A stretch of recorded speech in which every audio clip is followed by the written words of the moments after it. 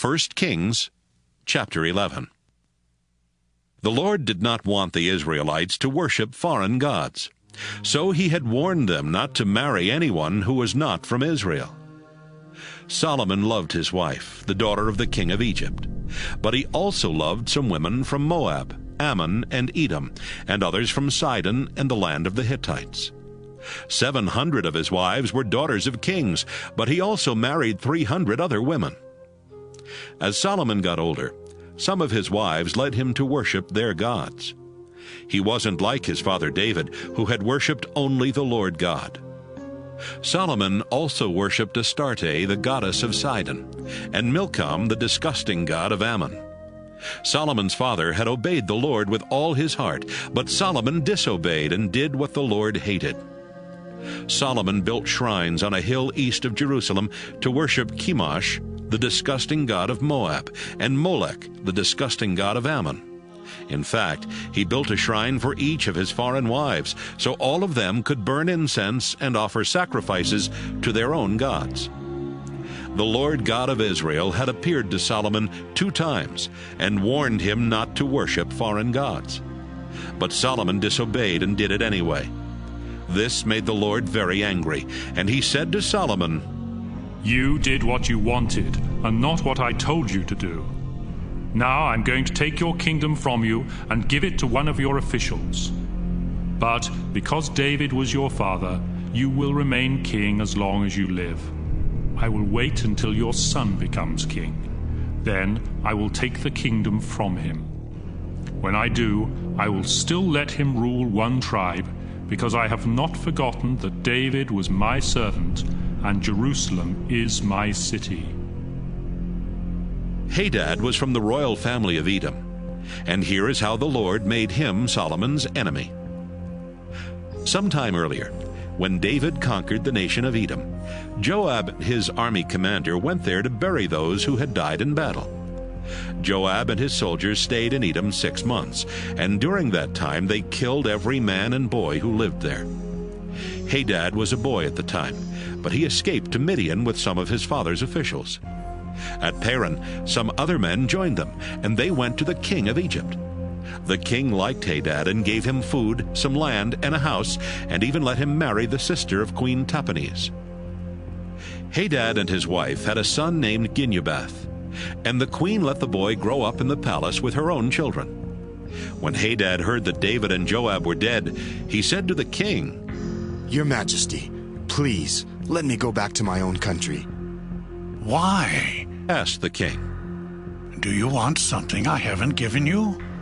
"No, I just want to go home." Here is how God made Rezon, son of Eliada, an enemy of Solomon. Rezon had run away from his master, King Hadadezer of Zobah. He formed his own small army and became its leader after David had defeated Hadadezer's troops. Then Rezon and his army went to Damascus, where he became the ruler of Syria and an enemy of Israel. Both Hadad and Rezon were enemies of Israel while Solomon was king, and they caused him a lot of trouble. Jeroboam was from the town of Zeradah in Ephraim. His father Nebat had died, but his mother Zeruiah was still alive. Jeroboam was one of Solomon's officials, but even he rebelled against Solomon. Here is how it happened. While Solomon's workers were filling in the land on the east side of Jerusalem and repairing the city walls, Solomon noticed that Jeroboam was a hard worker, so he put Jeroboam in charge of the workforce from Manasseh and Ephraim. One day when Jeroboam was leaving Jerusalem, he met Ahijah, a prophet from Shiloh. No one else was anywhere around. Suddenly, Ahijah took off his new coat and ripped it into 12 pieces. Then he said, "Jeroboam, take 10 pieces of this coat, and listen to what the Lord God of Israel says to you. Jeroboam, I am the Lord God, and I am about to take Solomon's kingdom from him, and give you 10 tribes to rule. But Solomon will still rule 1 tribe, since he is the son of David my servant, and Jerusalem is my chosen city. Solomon and the Israelites are not like their ancestor David. They will not listen to me, obey me, or do what is right.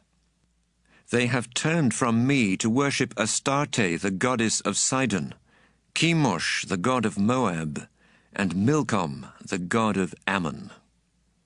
Solomon is David's son, and David was my chosen leader who did what I commanded. So I will let Solomon be king until he dies. Then I will give you 10 tribes to rule, but Solomon's son will still rule 1 tribe.